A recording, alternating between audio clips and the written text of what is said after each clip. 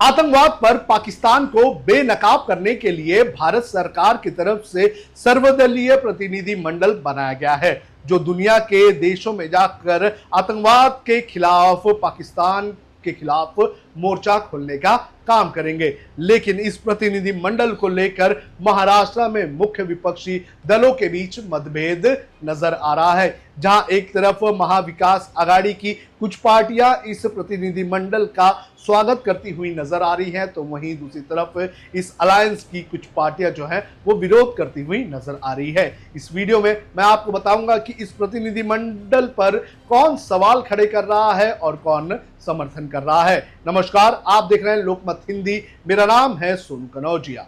आपको बता दें कि जिस तरह से पहलगाम आतंकी हमला हुआ था, उसके बाद भारत ने पाकिस्तान के खिलाफ मोर्चा खोल दिया। जहां एक तरफ भारतीय सेना ने पाकिस्तान में घुसकर पाकिस्तान को बड़े पैमाने पर नुकसान पहुंचाया है, तो वहीं दूसरी तरफ अब जियोपॉलिटिकल तरीके से भारत सरकार पाकिस्तान को आतंकवाद पर घेरने का काम कर रही है। भारत सरकार की तरफ से 7 प्रतिनिधि मंडल बनाए गए हैं, जिसमें हर एक पार्टी के मेंबर शामिल हैं और ये सभी लोग यूएन के देशों में जाकर भारत का पक्ष रखने का काम करेंगे। लेकिन जैसे ही ये फैसला आया, उसके बाद शिवसेना यूबीटी की तरफ से इस पर सवाल उठाए गए। सबसे पहले बात करेंगे शिवसेना यूबीटी की। उन्होंने इस प्रतिनिधि मंडल को लेकर क्या कहा है।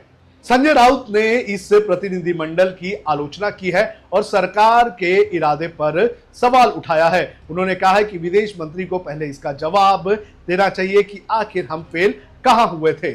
संजय राउत ने यह कहा कि उनकी पार्टी के पास 9 सांसद है, लेकिन उनको इस बारे में पूछा नहीं गया।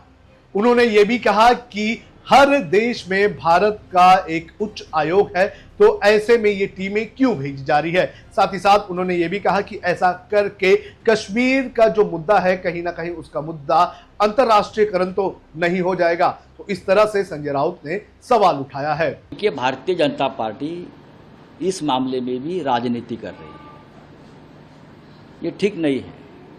आपको अपोजिशन का समर्थन भी चाहिए और आप अपोजिशन में स्प्लिट भी करना चाहते हो इस मामले में, ये बहुत ही गलत बात है। सबसे पहले इस प्रकार का डेलीगेशन भेजने की ज़रूरत नहीं थी।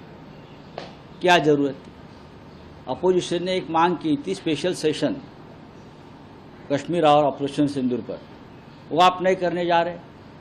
वो सेशन होने के बाद आपको भेजना चाहिए था, लेकिन आप अपने मर्जी के जो एमपीज है उसका एक डेलीगेशन बनाकर भेज रहे। शिवसेना के 9 मेंबर हैं लोकसभा में। हमको किसी ने पूछा नहीं कि लोकसभा में से किसी को आप भेजना चाहते हैं क्या। तृणमूल कांग्रेस के लगभग 35 मेंबर्स हैं, समाजवादी पार्टी के 40 मेंबर हैं, लालू प्रसाद जी के भी 4 या 5 मेंबर्स हैं। आप ऑल पार्टी डेलीगेशन की बात करते हो ना, तो आप सबको लेना चाहिए।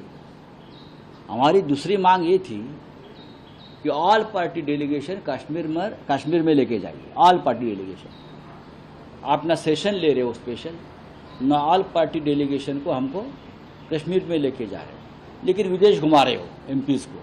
क्या करेंगे जाकर? इस इशू का आप अंतर्राष्ट्रीयकरण करना चाहते हो। इजरायल और गाजा का युद्ध चल रहा है। प्राइम मिनिस्टर नेतन्याहू ने हमारे यहाँ डेलीगेशन नहीं भेजा है, या अमेरिका में या विश्व में डेलीगेशन नहीं भेजा है। जेलेंस्की ने डेलीगेशन नहीं भेजा है ऑल पार्टी, या पुतिन ने। ये क्या कर रहे हैं लोग?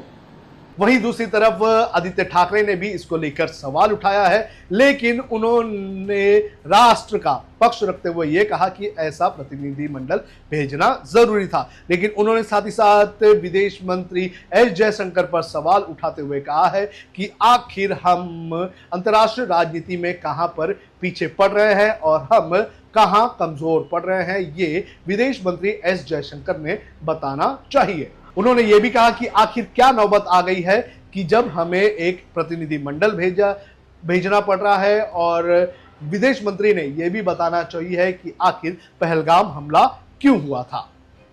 अब एनसीपी मुखिया शरद पवार ने क्या कहा है। दरअसल शरद पवार की अगर बात करें तो शरद पवार ने इस पूरे मामले पर एक संतुलित रूप अपनाने का काम किया है। उन्होंने सरकार का कहीं ना कहीं पक्ष रखने का काम किया है। आपको बता दें कि जो प्रतिनिधि मंडल जा रहा है उसमें एक प्रतिनिधि मंडल की अगुवाई उनकी बेटी सुप्रिया सुले कर रही हैं।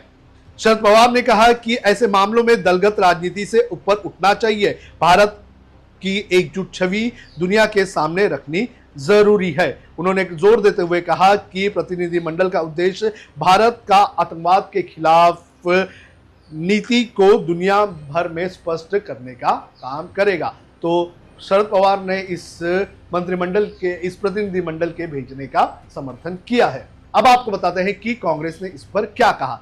दरअसल सोमवार को कांग्रेस नेता पृथ्वीराज चौहान की एक प्रेस कॉन्फ्रेंस महाराष्ट्र में हुई थी और इस प्रेस कॉन्फ्रेंस के दौरान उनसे इस मुद्दे पर सवाल पूछा गया। तो इस पर जवाब देते हुए उन्होंने कहा कि उनकी पार्टी की तरफ से प्रतिनिधिमंडल भेजने को लेकर नामे मंगवाए गए थे। हमने 4 नाम दिए थे, लेकिन उन चारों में से किसी का भी नाम नहीं लिया गया। उन्होंने ये भी कहा कि शशि थरूर का नाम इस प्रतिनिधि मंडल में हमारी सलाह के बगैर शामिल किया गया है।